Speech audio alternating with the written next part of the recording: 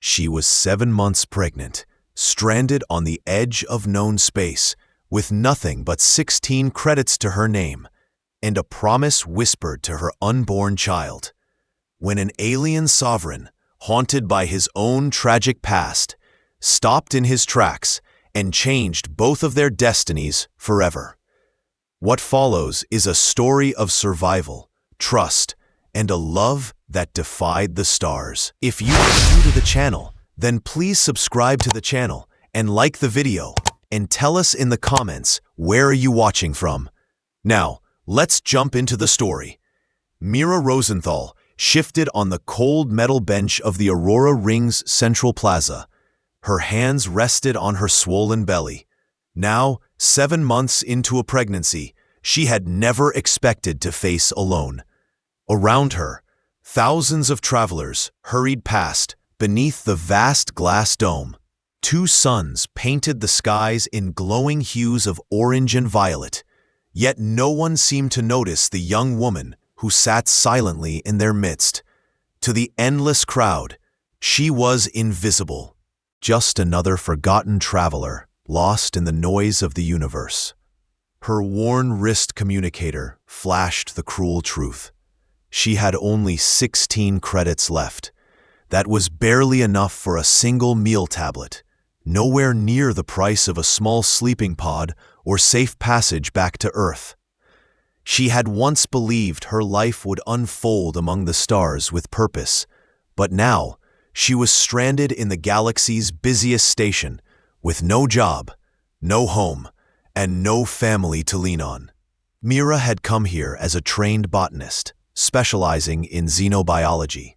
She had joined the colony teams with dreams of working in hydroponic gardens, studying alien plant life, and creating new systems for food. But all of that ended when the station replaced human workers with automated machines. Her temporary work in the docking bays had kept her afloat for a time, but once her pregnancy became visible, the captain saw her as a liability. Now doors that once opened easily stayed locked. Her former partner, Darren Voss, had walked out without hesitation. He said fatherhood was not part of his plan, and within a single day, he removed her from their shared living module. She was left with only what she could carry, stripped of her security codes and shut out of the life she thought they were building together. As she sat in the plaza, she whispered softly to the child inside her. "Everything is going to be all right, little flame," she said, using the name she had given the baby when she needed comfort. The child kicked in response, as if promising to hold on. Her words carried determination, but in her heart she wondered how long she could keep that promise. Mira's past was marked by loneliness. Her parents, surveyors who charted unclaimed regions of space, had been lost to a cosmic storm when she was still a teenager. She had no family waiting on Earth, no safe haven to return to, even if she somehow managed to earn the credits for passage. Her situation was filled with irony. She lived on a station worth trillions, surrounded by machines capable of reshaping entire planets. Yet she could not find a single safe corner to rest her head. Nearby, the hum of a sleek personal transport drifted through the plaza. Kalen Dravaris, sovereign of a powerful interstellar trade dominion, tapped his fingers against the console with impatience. At 38 cycles, he had risen from commanding a single mining crew to ruling trade across 3 star systems. Wealth and influence surrounded him, but in his eyes lay an emptiness that no achievement could erase. 5 years earlier, Kalen had lost his bondmate during childbirth. The infant had not survived, and the grief had hollowed out his once vibrant spirit. Though admired as a leader, he walked his palace halls like a shadow, burdened with the silence of loss. As his vehicle slowed at a congestion point, Kalen's gaze wandered. He noticed the human woman sitting by the fountain. Something about her posture caught him, a mix of exhaustion and stubborn dignity, a strength that had not yet broken despite her hardships. He adjusted his vision, enhanced by the gifts of his species, and saw her lips move as she whispered to her unborn child. "Little flame," she said again, though she believed no one was listening. Kalen felt a stirring he had not known in years. When the traffic cleared, he found he could not simply leave. He directed the transport to dock nearby, stepped out into the fading light, and approached slowly. His tall frame and deep blue skin might have seemed intimidating, but his golden eyes softened as he drew closer. Mira noticed him at once. His robes shimmered with threads of rare crystal, and the subtle crown on his brow marked him as one of high rank. She lifted her chin, trying to mask her unease. "Pardon me," Kalen said gently in flawless Earth standard. "Are you all right?" Mira straightened. "I'm perfectly fine," she answered, though her pride was the only shield she had left. She did not want pity, not from someone so obviously powerful. He hesitated, studying her. "Forgive my intrusion, but I could not help overhearing. You mentioned looking for work. Perhaps I might be of assistance." She shook her head quickly. "I don't need charity," she said. "I need employment. I studied xenobotany, but I can manage records, research, organization, anything that requires patience." Kalen's expression shifted, touched by her resolve. "I have a vast archive of ancient texts and data crystals," he replied. "They have not been cataloged in decades. It is a task that requires both skill and attention to detail. Perhaps you would consider it." Mira's eyes lit with a brief spark of hope. "I could start tomorrow." "And where will you stay tonight?" he asked quietly, though he already knew the answer from the way she had spoken to her child. Mira hesitated, her silence betraying the truth. For Kalen, the moment held weight. Here was a woman on the edge of despair, yet still refusing to bow her head. Something in her courage reached into his own broken heart. Without knowing why, he resolved that this meeting was not chance. The forgotten traveler had been seen at last. Mira followed Kalen through the quiet passages of Aurora Ring's premium sector. The halls seemed endless, lined with glowing crystal panels and gardens that shimmered under artificial starlight. She could hardly believe the contrast. Only hours earlier, she had sat alone in the plaza, unsure where she would sleep. Now she walked beside the most powerful figure in 3 star systems. Her thoughts battled with doubt. Why would a ruler, a man with more wealth than she could imagine, take notice of her? She had learned through bitter experience that offers often came with hidden costs. Yet something in his voice, calm and steady, suggested sincerity. Kalen led her into a vast compound that stretched across an entire level of the station. Towering glass walls framed gardens filled with plants from 100 worlds. Rivers of recycled water shimmered like liquid silver beneath bridges crafted from rare stone. The air carried the scent of living soil, something she had not breathed in months. "This will be your space," he said, opening a door to a private wing. The guest quarters were larger than any place Mira had ever lived. The room included a wide bed with soft, adaptable fabrics, a kitchen stocked with fresh produce, and windows that revealed a nebula swirling in violet clouds beyond the dome. Mira paused in disbelief. "This is far too much," she said quietly. Kalen looked away, his voice low. "These rooms have been unused for many years. They belong to my bondmate, Celera. She was carrying our child when..." His words broke off, his blue skin darkening with visible grief. For a moment, silence hung between them. Then Mira, still uncertain, but moved by his pain, said softly, I am sorry for your loss." Kaylin inclined his head in gratitude.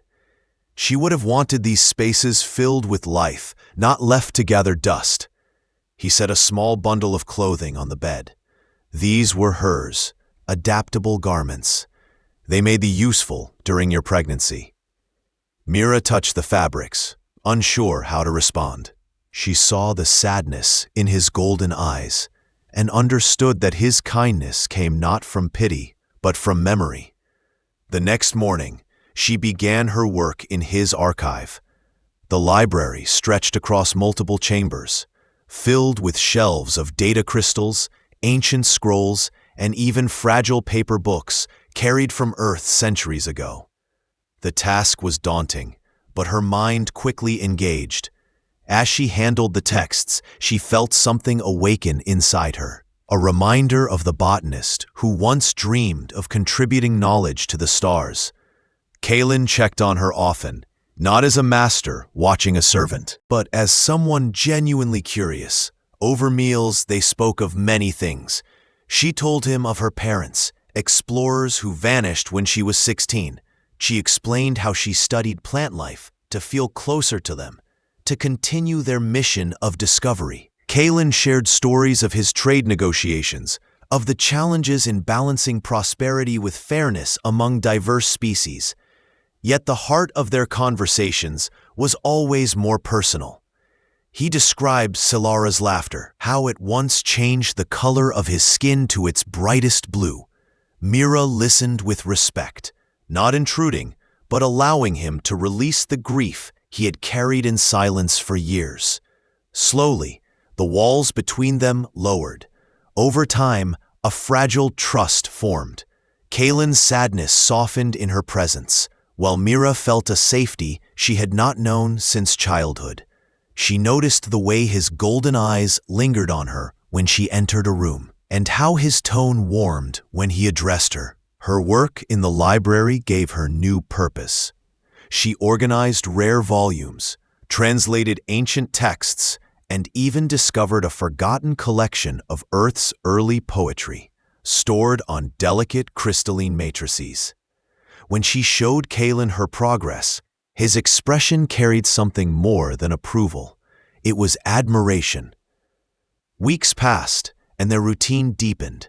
They shared breakfast in the gardens, walked along pathways lined with alien blossoms, and discussed philosophy late into the evening.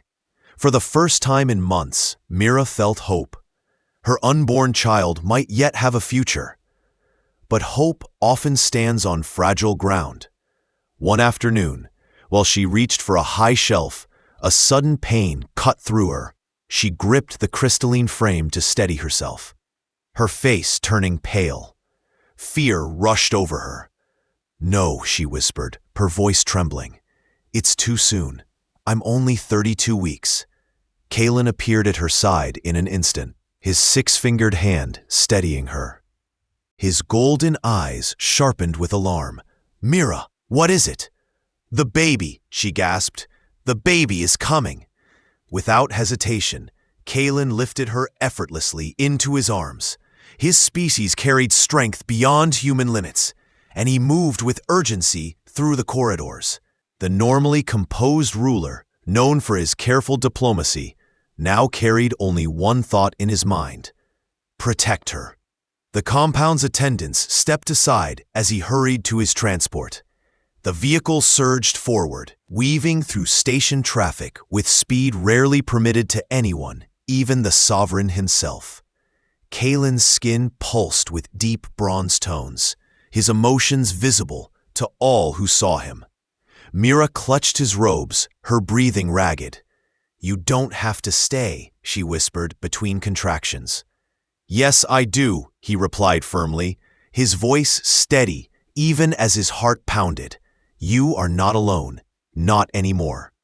As the medical center loomed ahead, Kaylin tightened his hold on her, refusing to let fear overcome him. For years he had lived as a man weighed down by loss. But now, with Mira and the fragile life within her, he felt something new ignite inside him. Determination. In that desperate race across Aurora Ring, the bond between them grew stronger than either of them could yet understand. The fragile trust they had built was about to be tested in the most profound way. The medical center glowed with sterile light as Kalen rushed through the wide doors carrying Mira in his arms.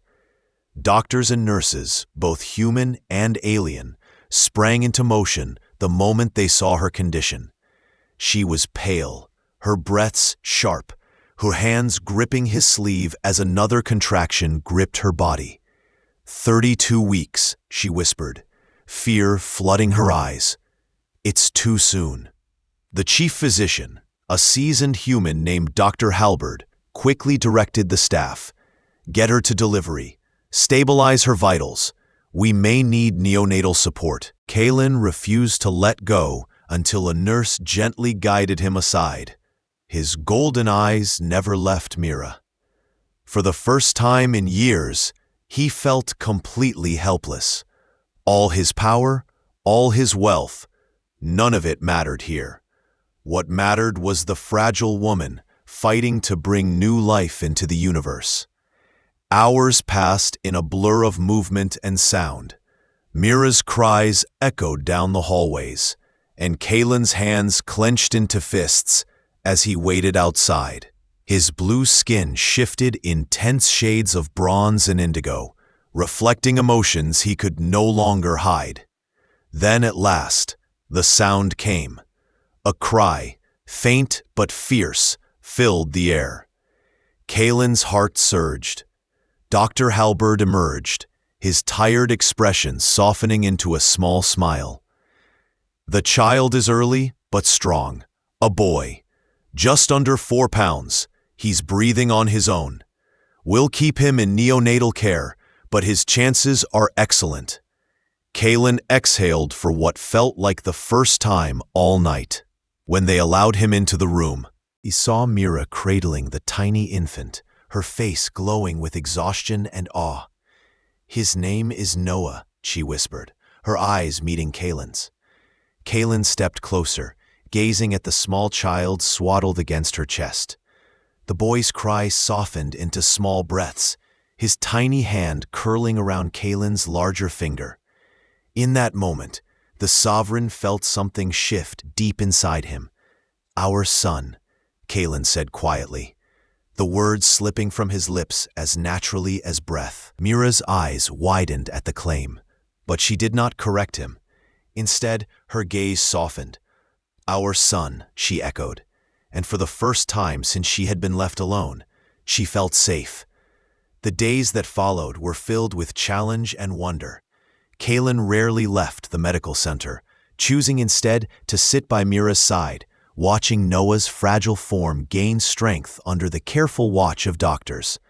He canceled meetings, postponed trade negotiations, and ignored urgent messages from his advisors. Nothing mattered more than this new life. His longtime aide, a Vegran administrator named Soren, visited once and shook his head in disbelief. I have served you for 2 decades, Soren said, his voice translated into clear tones. Never have I seen you like this. You are changed. Kalen simply smiled, though his eyes never left Noah's incubator. I was existing before, he replied. Now I am living.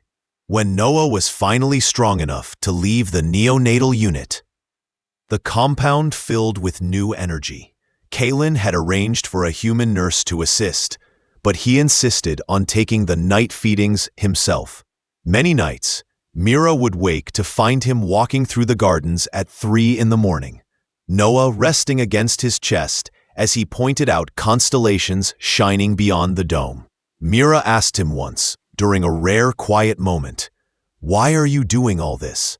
He looked at her, his golden eyes steady. "Because you both brought me back to life," he said simply. "I thought my heart was buried with Solera. But Noah's cry, your courage, your strength, you gave me a reason to hope again." Mira could not answer. Instead, she looked down at her child, her little flame, and for the first time allowed herself to imagine a future not built on survival, but on love. But peace never lasted long on the Aurora Ring. 3 months later, a shadow from Mira's past returned. Darren Voss arrived at the gates of Kaylin's compound.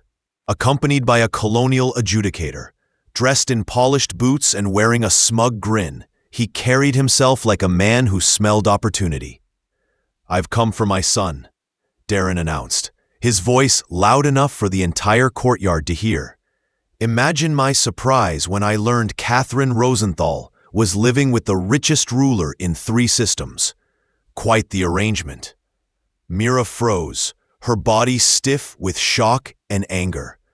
"You abandoned us," she said, clutching Noah close. "Circumstances change," Darren replied smoothly. "Genetic tests will prove paternity. I could claim custody or at least financial support, but I am reasonable. Sign over 50,000 credits and I'll walk away. No disputes, no scandal." Kaylin's skin darkened to near black, the Azuran sign of deep, controlled rage. Yet his voice remained calm. "You are extorting the mother of a child you abandoned. I built an empire by facing men like you. Did you think I would not prepare for this?" With a simple command into his communicator, Kaylin summoned security. "Soren, send the recordings from Feed 7. Within minutes, station officers arrived. The adjudicator reviewed the evidence of Darren's threats and shook her head in disgust. "Mr. Voss, you are under arrest for attempted extortion. You will also sign the termination of any parental claims. Failure to do so will bring additional charges of abandonment." Darren's confidence crumbled as restraints locked around his wrists. He shouted empty threats, but no one listened. As he was dragged away, Mira felt her knees weaken. Kaylin stepped to her side, steadying her with his hand. "It's over," he said, his voice softer now. "No one will take him from us." Mira looked at him, her eyes filling with tears of relief. For months, she had lived in fear, waiting for her fragile happiness to be shattered. Now, for the first time, she believed Kaylin's words.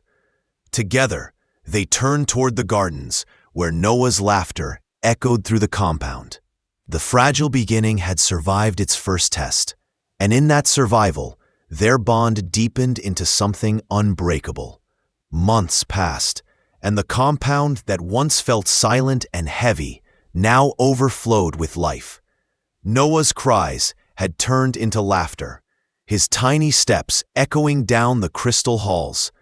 Each day, Kaylin and Mira grew closer, not through words alone, but through the rhythm of shared responsibility. Together, they woke during long nights, soothed fears, and celebrated the small triumphs of their son. One morning, the 3 of them stood before the station's Hall of Records. The chamber shimmered with polished stone and the gentle hum of ancient machines. A magistrate, her crystalline form scattering rainbows across the chamber, looked down at them with kind eyes. "Today we recognize the adoption of Noah Rosenthal under both human and Azuran law," she declared. "This bond is official, binding, and eternal." Mira held her son tightly, her heart swelling as the magistrate placed her seal on the documents. Kaylin reached out, his 6-fingered hand resting lightly on Noah's head. The boy giggled at the touch, his small hand grabbing hold of Kaylin's finger. The magistrate smiled. "In centuries of service, I have rarely seen such a clear bond. This child is loved. That is what matters most." Later that evening, under the glow of the Nebula Gardens, Kaylin stood before Mira. The air shimmered with soft lights from flowers that bloomed only once every few years. He held a small, crafted from a fragment of luminous crystal mined on his home world. The stone glowed faintly, as though alive with starlight. "Mira Rosenthal," Kaylin said, his voice steady but filled with emotion. "You entered my life when I had given up hope. You gave me back a reason to live. You gave me a son, a family, and a future I never dreamed I would have again. Will you join your life with mine and become my bondmate?" Tears blurred Mira's vision as she listened. For so long she had believed she was unwanted, abandoned, forgotten by the universe. Now she stood in a garden filled with beauty, with a man who had chosen her not out of duty, but out of love. "Yes," she whispered, her voice trembling. "Yes, 1,000 times." The ceremony came weeks later. Representatives from dozens of species gathered in the compound's gardens. The air shimmered with music played on instruments, both human and alien, each note weaving cultures together. Mira walked slowly through the gathered guests, holding Noah's hand, while Kaylin waited beneath an archway of glowing vines. Their vows were spoken in both Earth Standard and Azeran, words of love and promises of unity. When Kaylin placed the starlight ring on her finger, the glow reflected in her eyes. Cheers and blessings followed, offered in countless languages. Even Soren, Kaylin's longtime aide, spoke words of blessing in the tradition of his people. "Two lives have joined across time and space," he said solemnly. "May their paths remain entwined, and may their love shine brighter than any star." Those who knew the Vegran species were astonished, for they were not given to sentiment. Yet even Soren's optical stalks glistened with what might have been tears. Years moved quickly after that.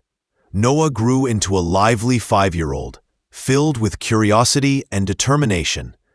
He ran through the gardens chasing holographic butterflies, his laughter carrying through the halls. His best friend was the daughter of a Rielian Diplo, and together they invented their own language, a mixture of human words, alien clicks, and giggles that baffled their teachers. Kaylin balanced his duties as ruler with the joy of fatherhood.